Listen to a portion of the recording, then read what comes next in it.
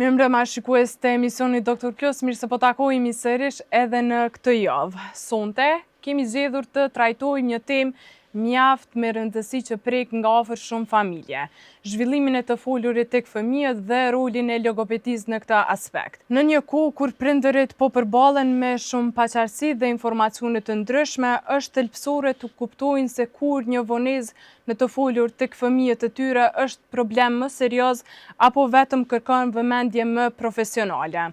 Për të diskutuar për këtë çështje dhe të kemi informacione gjithashtu më të duhura, kam të ftuar në studio logopedën Dete Preniqi. Por, para se të fillojmë me këtë intervistë kryesore me të ftuarën tonë, në vazhdim e ndjekim historien e realizuar nga gazetarja jonë Rona Veseli.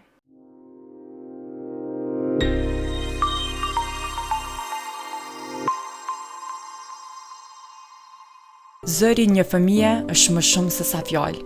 Është mënyra si ai kupton botën dhe si lidhet me të tjerat. Por jo çdo fëmijë ka të lehtë ta shprehë këtë zë. Logopedia, shpesh e nënvlerësuar, është pikërisht fusha që ndihmon në ndërtimin e këtij komunikimi. Vitet e para të jetës janë vendimtare.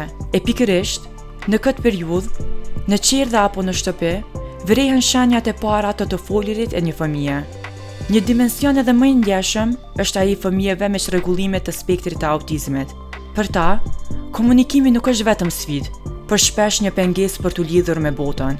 Në këto raste, roli logopedit bëhet thelbësor për të hapur rrugë komunikime, për të ndërtuar ura lidhje dhe për të dhënë fëmijës një zë. Statistikat globale tregojnë se gjithnjë më shumë fëmijë ka nevojë për mbështetje në këndrejtim. Çdo fëmijë ka diçka për të thënë, dhe detyra jonë është t'ju japim mundësinë që zëri i tij të dëgjohet.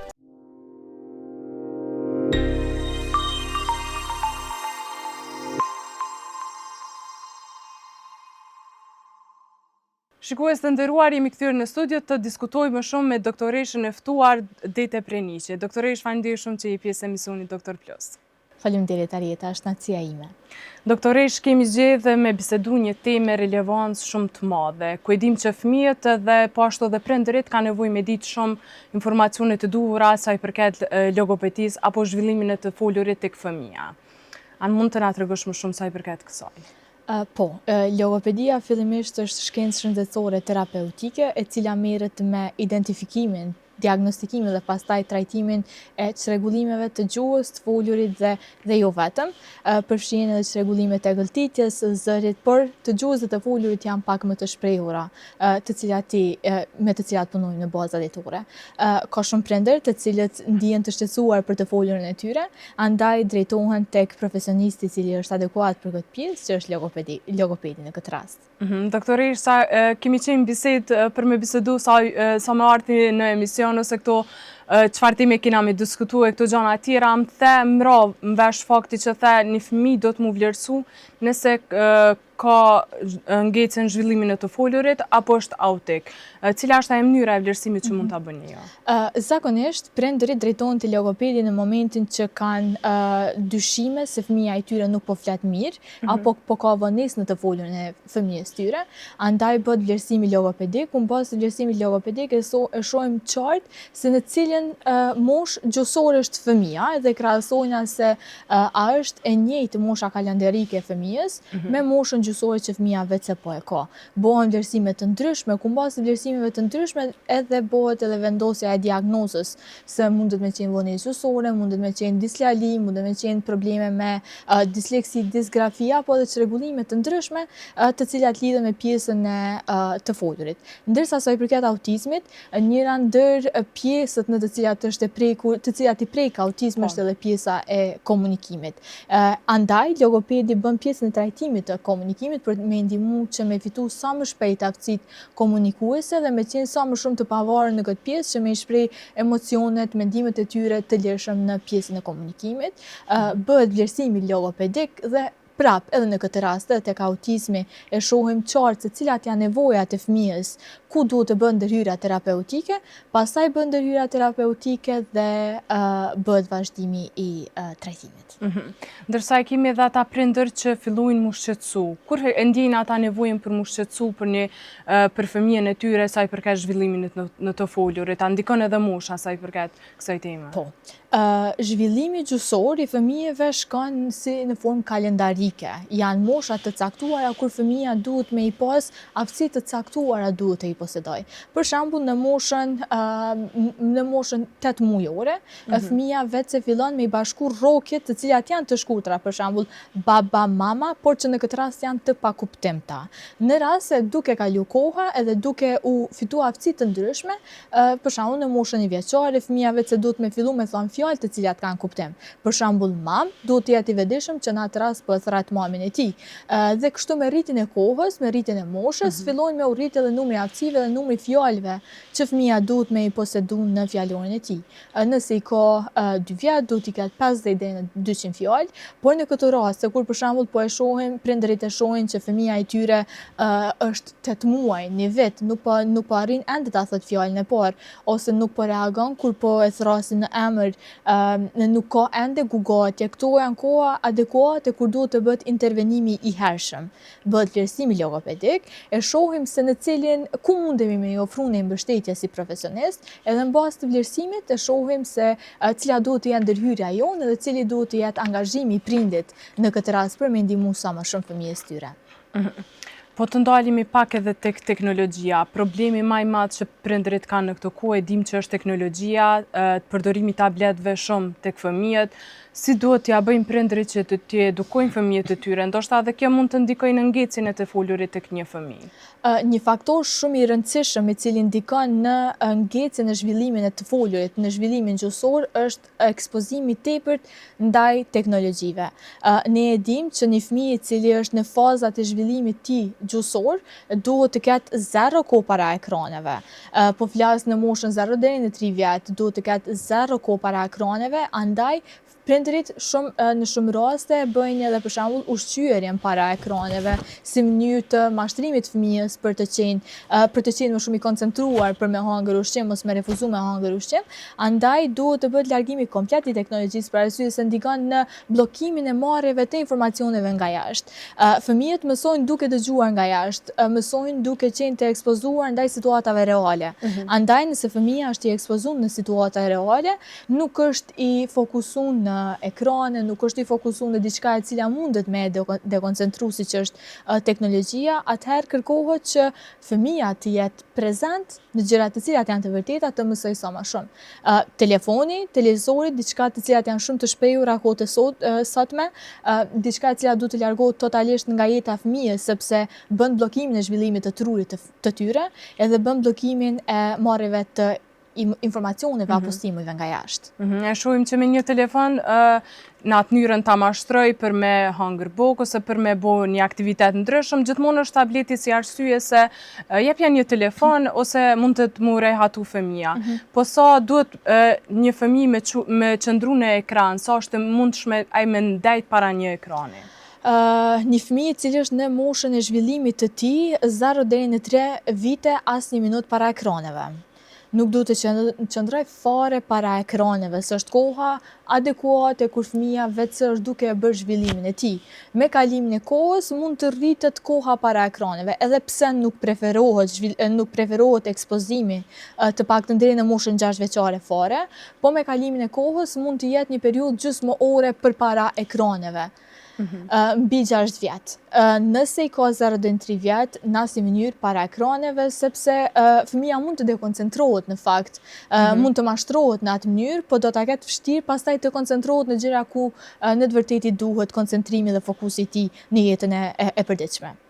Po cilat janë ato problemet më të shpeshtra që ndodhin në të folurit në zhvillimin e fëmijëve, pra në moshën e hershme? Në moshat e hershme, problemet ose vështirësitë ose çrregullimet të cilat më shpesh I hasim janë vonesat në të folur, janë vonesat gjuhësore, kemi probleme në vështirësinë e disljalisë ose ndryshe quhet si çrregullimi I artikulimit, kemi edhe vështirësi mundet me qenë edhe belbësimi, ku pastaj të pjesa e belbësimit duhet të jemi shumë të saktë në kohën kur po e bëjmë diagnostikimin e belbësimit për arsye se dallon edhe mosha në të cilën është shfaq, se mund të jetë belbësim fiziologjik apo mund të jetë patologjik dhe pastaj ndohet në ndekë të saj, dhe këto janë disa nga çrregullimet të cilat I hasim më shpesh në pjesën tonë ose në punën tonë klinike logopedike. Po cili është ai problemi më I madh I një prindi kur vjen më shqetësut dhe thot që shto nuk pesho fëmijën ta mirë dhe marrë veç për çet arsye? Zakonisht është krahasimi i zhvillimit të fëmijës tyre me zhvillimin e fëmijëve të tjerë. Në këtë rast, kur e bëjnë krahasimin nëse fëmija i tyre nuk po flatë njëjtë siç kanë folur fëmijët e tjerë, të cilët ata i kanë, atëherë shohin që këtu qenë ka diçka që nuk po shkon në rregull me zhvillimin gjuhësor të fëmijës.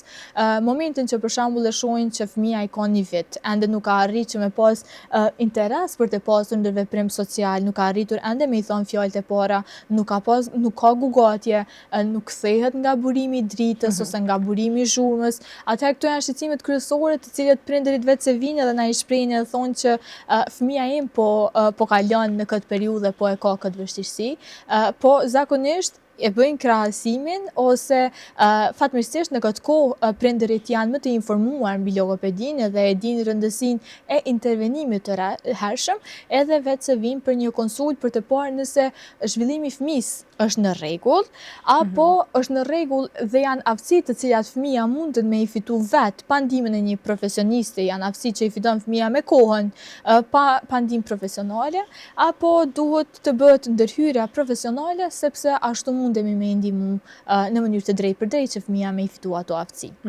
Pa luan rol edhe gjenetika në këtë rast? Sa është e rëndësishme gjenetika për zhvillimin të folurit tek një fëmijë? Faktori gjenetik dhe shumë faktorë të tjerë mundet me ndiku në shfaqjen e çrregullimeve, qofshin gjuhësore, qofshin të folura apo çrregullime të cilat lidhen me komunikimin.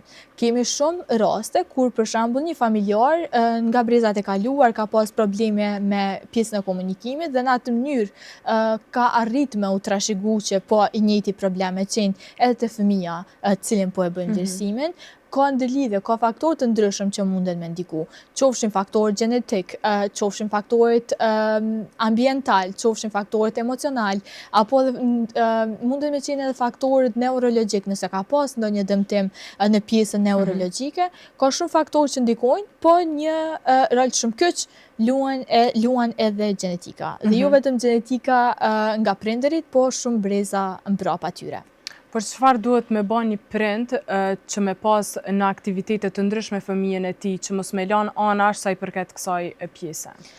Çka mundemi me bëj që fëmija me pas një zhvillim sa më të mirë gjuhësor është që të jetë i përfshirë në ambiente sociale, të jetë i përfshirë në ambiente ku fëmija do të jetë i stimuluar jo vetëm nga familja, po edhe nga fëmijët përreth. Për shembull, fëmija duhet të shkojnë në kopshte, duhet të jetë prezent në kopshte për të i fituar aftësitë që një bashkëmoshatar i tyre, po vetë se duhet i ketë në atë moshë kalendarike. Për shembull, nëse fëmija i ka 3 vjet, duhet të jetë prezent, duhet të jetë i përfshirë me fëmijët që janë moshën 3 vjeçare, të i fitojnë në mënyrë jo të drejtë për drejtë ato aftësi të cilat fëmija vetë se nuk po i ka. Duhet të bëjë aktivitete fizike, duhet të jetë i përfshirë në aktivitete të cilat i ndikojnë dhe jo në zhvillimin e tyre të përgjithshëm motorik, sepse zhvillimi i tyre i përgjithshëm motorik bën edhe stimulimin e fushave përgjithëse në tru për të folur. Andaj janë fusha të cilat ndihmojnë njëra tjetrës dhe bëhet stimulimi njëra tjetrës për me pas një komunikim sa më të mirë. Fëmija duhet të jetë i përfshirë në çdo ambient, duhet të jetë i përfshirë në mjedise ku ai mund të mësoj, mund të komunikojë dhe mund të arrijë të fitojë aftësitë sa më të mira në pjesën komunikuese. Po ka edhe prej atyre prindve që nuk i dërgojnë direkt fëmijët në kopshte, kanë qef më shumë me pas atë pjesën më personale dhe më private që të kemë fëmijët në shtëpi dhe të lozim me ta, apo çka do qoftë rasti tjetër. Cilat janë ato aktivitete që mund t'i përdorim me fëmijët e tyre? Po, aktivitetet të cilat mundet me i bo prindërit me fëmijët e tyre, fillimisht duhet të bëhet largimi teknologjive. Duhen që të gjitha lojrat të jenë lojra fizike, të bëjnë lojë funksionale, të i mësojnë fëmijëve të bëjnë lojë funksionale, të jenë të përfshirë në aktivitete ose po në aktivitete të cilat i bëjmë gjatë ditës. Për shembull, nëse janë në shtëpi, fëmija mund të përfshihet në lojën e veturës. Është i vogël, jo detyrimisht do ta bëj punën mirë, po do të mësoj në mënyrë se si të përdoren mjetën, do e kuptoj funksionin e mjetëve, do të arritë të mësohet të ushqihet vetë, ta kap lugën, të ushqihet vetë, të bëjë aktivitete të cilat janë reale, të cilat një fëmijë duhet me i pas në atë moshë, por është shumë e kuptueshme që prindërit kanë dëshirë që me pas lidhje emocionale me fëmijët e tyre, por asnjëherë nuk anashkalohet rëndësia për të shkuar në kopsht. Rëndësia që një fëmijë duhet me shku në kopsht, për arsye se jo çdo herë prindi mundet me i mësu të gjitha aftësitë që ne një bashkëmoshator mundet më mësu tjetrit. Për shembull, nëse në kopsht fëmia mëson rregullat, mëson mënyrën se si struktura e mësimit shkon, se si duhet të organizohen aktivitetet dhe shumë gjëra, lojra të ndryshme, si bëhet organizimi i lojrave të ndryshme me bashkëmoshatorët e tyre. Andaj preferohet që fëmia kudo që munden me qenë i përfshirë në ambiente ku ai do të mësoj sa më shumë dhe do të jetë sa më shumë i vëdishëm për gjërat përreth tij. Po pjesa kur fëmia dëshiron me shku në kopsht, apo pjesa kur nuk dëshiron, sa është e rëndësishme që mu ambientu me fëmijët e tjerë, sepse e kanë shumë vështirë dhe prindërit milion kopsht se ju dhimbën shkaku pse çon, ai tërditën apo diçka tjetër. Sa është e rëndësishme kjo pjesë? Po, ka shumë fëmijë të cilët e kanë sfiduse largimi ose ambientimi në një ambient të ri siç është kopshti.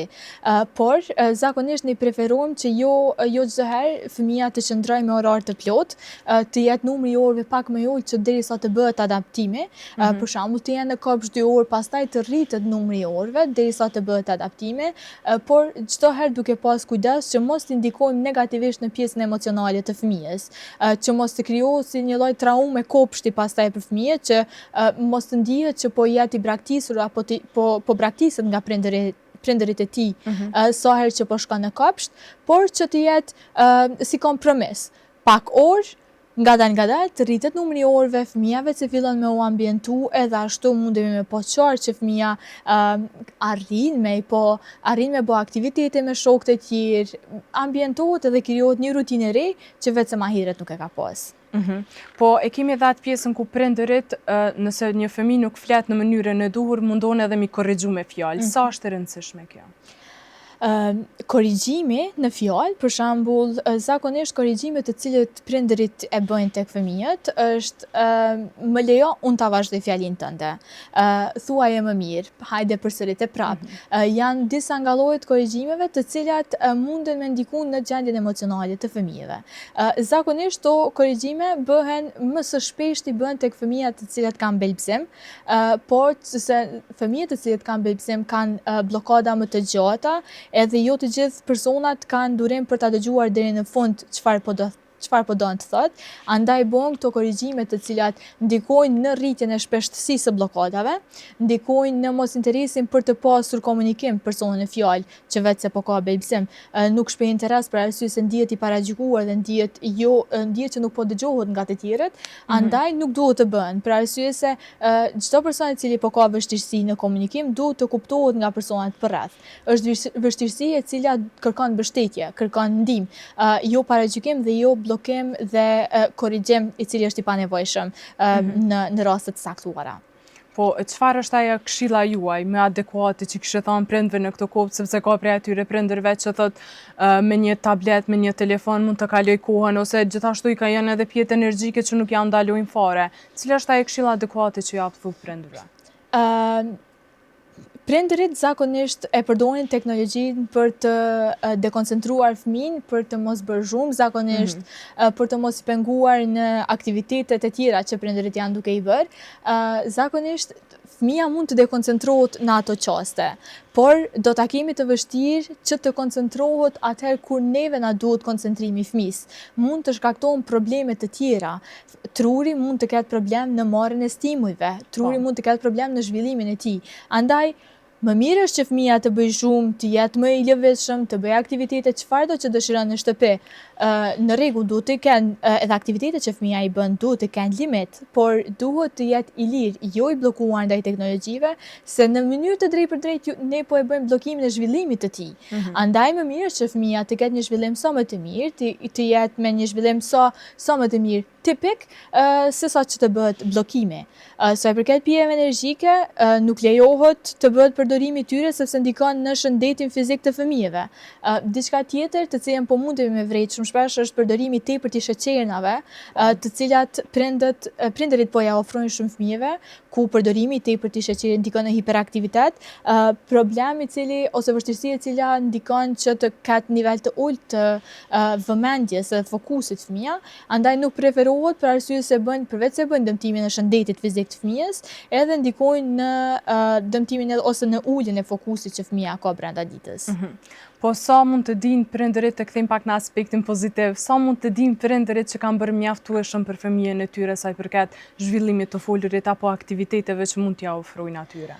Në momentin që prindi është ndan kohë mjaftueshme me fëmijën e vet, ulet përballë, flet, i tregon histori të ndryshme, është i gatshëm çdo herë që fëmia është i lirë çdo herë që të tregojë ngjarjet me prindin e tij, nuk u nguron ose nuk ndihet i kërcënuar në një farë forme nga paragjykimet e prindve ose familjarëve të tjerë. Fëmia është i përfshirë në aktivitete ku secili aktivitet ka rëndësi në zhvillimin e tij, atëherë prindi mundet vetëm me vazhdu në atë mënyrë që me ndihmu sa më shumë zhvillimin të fëmijëve. Sepse prindërimi i mirë çdo herë na ndihmon që fëmia me pas zhvillim sa më të mirë. Është ana pozitive që na ndihmon sa më shumë për arsye se prindërit janë ata të cilët ndajnë kohën më të madhe me fëmijët. Janë mësuesit e parë të fëmijëve, andaj detyrat dhe mënyra se si bëhet përcjellja e informacioneve te fëmia ka shumë rëndësi, por duhet të kemi shumë kujdes edhe prindërimi i keq mund të ndikojë në vështirësimin e situatës apo rritjen e situatës, për shembull ofrimi i tabletit, ofrimi i telefonit edhe i pamjeve të cilat fëmia nuk duhet të jetë i ekspozuar ndaj tyre. Andaj prindërit të cilët ndajnë kohë me fëmijët e tyre, janë të hapur të bashkëpunojnë me ta, punojnë, i ofrojnë aktivitete të ndryshme, ata janë shembulli më i mirë i prindërimit të cili mund të jetë. Doktoresh, me qenë se përmend edhe prindërimin, sa ka rol të rëndësishëm pra një prindërim i keq apo i mirë, mund ta themi ashtu në thojza, apo në një familje të zhurmshme që mund të rritet një fëmijë? Familjet me shumë familjar mund me pas një ndikim pozitiv në zhvillimin e fëmijëve gjyqësor. Për arsye se ka shumë familjar, fëmia arrin që me qenë i ekspozuar ndaj shumë folësve, edhe me marrë informata prej secilit prej tyre, në atë mënyrë mundet me pas ndërveprime me secilin prej tyre, edhe po bëhet edhe më lehtë zhvillimi i tyre gjyqësor. Për shembull, nëse ka motra, vëllezër ku me ta mundet me lujt, mundet me bëj lojë funksionale, mëson prej njëri tjetrit dhe është i ekspozuar pak më tepër ndaj njerëzve të cilët mundet me komuniku dhe me pas komunikim drejt për drejt me të. Ndërsa sa i përket prindërimit të keq, prindërim ka lloje të ndryshme ose pika të ndryshme nëse mundemi me quajtur si prindërim i keq, ose nëse mundemi me quajtur si pika ku prindërit duhet të korrigjohen që të janë pak më mirë në këtë pjesë, është për me nda pak më tepër kohë me fëmijët. Jeta dinamike të cilët të gjithë e kemi sot, po ndikon që të ulet numri kohës që mund ta kemi përballë ta ndajmë me fëmijët. Prindërit sot po e kanë shumë të vështirë të ndajnë kohë kualitative me fëmijët e tyre, përveç kohës së vikendit, e cila nuk është e mjaftueshme për kohën të cilën një prind duhet ta ndajë për një fëmijë. Pas shumë angazhimeve brenda ditës që prindërit po i kanë, duhet të bëjnë të ndalen, të bëjnë komunikim funksional, të ulen, të diskutojnë me fëmijët e tyre, të ndikojnë ashtu në zhvillimin e fëmijës.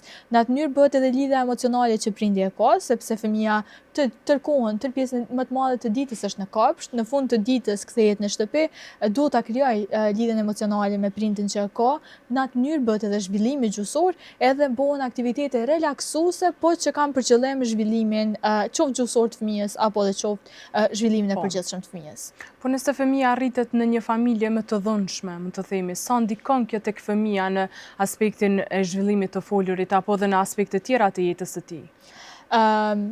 Ekspozimi i fëmijës në një familje ose të rriturit e fëmijës në një familje të dhunshme, jo vetëm tek fëmijët të cilët nuk kanë zhvillim tipik, po edhe tek fëmijët të cilët kanë zhvillim tipik, ndikon drejt për drejt në gjendjen emocionale të fëmijës.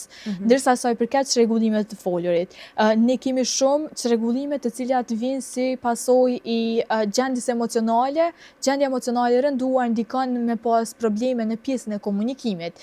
Andaj nëse fëmia është i ekspozuar, përveç që ndikon që gjendja e tij mentale ose gjendja e tij emocionale të jetë e rënduar, ndikon edhe në të folur për arsye se fëmia vetë se nguron ta tregojë atë që po dëshiron ta thotë, ndihet i kërcënuar nga njerëzit për rrallë se mos po kërcënohet që mirëqenia e tij ndikon drejt për drejt. Andaj asnjë fëmijë nuk e meriton të jetë në një familje të dhunshme. Asnjë fëmijë nuk e meriton një fëmijëri të tillë.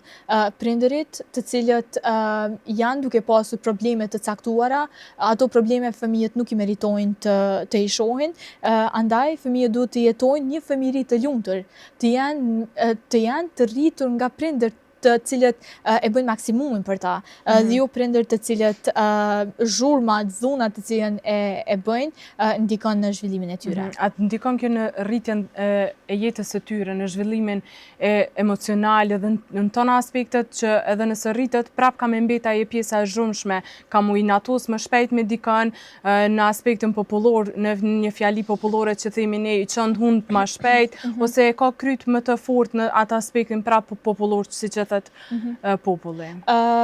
Fëmijëria ndikon shumë në krijimin e personalitetit të personit në fjalë. Për shembull, edhe ne kur kemi qenë fëmijë, kemi qenë të ekspozuar ndaj situatave të ndryshme, andaj kemi këtë personalitet edhe kemi këtë karakter që ne e kemi. Detyrimisht ka me ndiku në gjendjen emocionale të fëmijës. Nëse fëmija është vazhdueshëm i rritur në një ambient ku tërkohën ka konflikte në mes prindërve, do të ndikojë drejt për drejt në kualitetin e jetës së fëmijës në të ardhmen. Fëmijët të cilët janë në situata të tilla duhet të largohen sa më shpejt për arsye se gjendja emocionale dhe zhvillimi i fëmijëve nuk është lojë. Duhet të kemi kujdes se si po reagojmë, duhet të kemi kujdes se çfarë po bëjmë, se fëmija nuk e meritojnë të jenë prezent në ato ambiente. Sepse jo vetëm ato konflikte nuk ndikojnë aty për aty, ndikojnë edhe në të ardhmen, ndikojnë edhe në zhvillimin e fëmijës në të ardhmen. Dete të nalimi edhe tek një aspekt shumë i rëndësishëm ku i kemi seancat logopedike që i bëni ju. A mund të na shpjegosh pak më shumë se çfarë bëni ju në një seancë logopedike tek një fëmijë? Çdo herë seancat logopedike dallojnë prej diagnozës në diagnozë. Çdo herë fokusi është që me i fitu sa më shumë ato aftësi komunikuese që fëmija vetë se nuk i ka. Seanca dallohen në të strukturuara, gjysmë të strukturuara dhe fare të strukturuara. Bëhet në formë të lojës, qëllimet i kemi që t'i arrijmë objektivat për me i arrit sa më shumë ato aftësi që fëmija nuk i ka. Momentin që arrihet objektiva, atëherë vetë se kalojmë në objektiva tjetër, objektiva e radhës.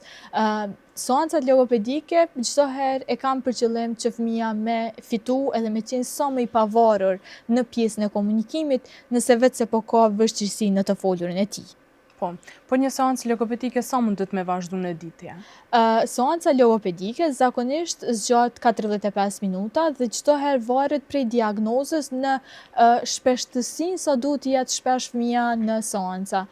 Kemi raste kur fëmijët marrin 5 herë seanca brenda javës, 5 herë në javë, duhet të janë në seanca logopedike sepse janë ato seanca ku punohet intensivisht në fitimin e aftësive, punohet intensivisht ballë për ballë me fëmijën në rast se po ka vështirësi, por që ka fëmijë të cilët kanë seanca pak më rrallë, po që dallohet çdo herë prej nevojës që fëmija ka edhe prej diagnozës që ai vetë se ka. Doktoresh, nëse keni ndëgju për një mit që thënë populli, domethënë në atë mënyrën që autizmi shërohet, sa është e vërtetë kjo? Njëri ndër mitet më të shprehura lidhur me autizmin është nëse shërohet apo jo. Autizmi është rregullim neurozhvillimor me bazë biologjike, andaj nuk shërohet. Autizmi nuk është sëmundje e cila nëse pim barna kalon. Është çrregullim i cili duhet të menaxhohet dhe duhet të trajtohet me ofrimin e terapive të ndryshme. Çdo herë bazohemi në çfarë nevoja dhe cilat janë ato terapi të cilat ne duhet t'i ofrojmë fëmijës. Sepse jo të gjithë fëmijët që kanë autizëm kanë nevojë për ato lloje të terapive. Një fëmijë mund të ketë vështirësi në komunikim, atëherë ofrohet terapia logopedike, po fëmija tjetër i cili ka autizëm mund të mos ketë nevojë për logoped, nuk ofrohet logopedike, ofrohet terapia tjetër e cila ndihmon për ndonjë fushë tjetër që lidhet me mirëqenien e tyre. Andaj autizmi nuk shërohet, bëhet menaxhimi dhe bëhet trajtimi i tij për me ndihmu sa më shumë që të janë sa më të pavarur në jetën e tyre. Doktoresh, për fund çfarë do t'ju thoni prindërve që hezitojnë me vizitu një logopede? për të gjithë prindërit të cilët ndihen të shqetësuar për të folën e fëmijës së tyre, nëse mendojnë që diçka nuk është duke shkuar në rregull me zhvillimin gjuhësor të fëmijës së tyre, intervenimi i hershëm ka shumë rëndësi. Intervenimi i hershëm, nëse bëhet me kohë, atëherë edhe pjesa e trajtimit do të jetë më e lehtë, do të kemi më shumë gjasa që të kemi përmirësime ndaj asaj situate. Andaj, shumë prindër të cilët hezitojnë ta vizitojnë logopedin edhe shkaku i stigmës, logopedi është profesionist i cili ju ndihmon në pjesën e komunikimit. Fëmijët meritojnë mbështetje profesionale nëse kanë vështirësi, andaj duhet të jenë të hapur çdo herë për bashkëpunim me secilin profesionist. Doktoresh, faleminderit shumë për krejt këshillat dhe informacionet që i dha për shikuesit tanë. Faleminderit Arieta, ishte kënaqësia ime. Për shikues të nderuar, kaq kishim sa i përket këtij emisioni, natën e mirë dhe mirupafshim.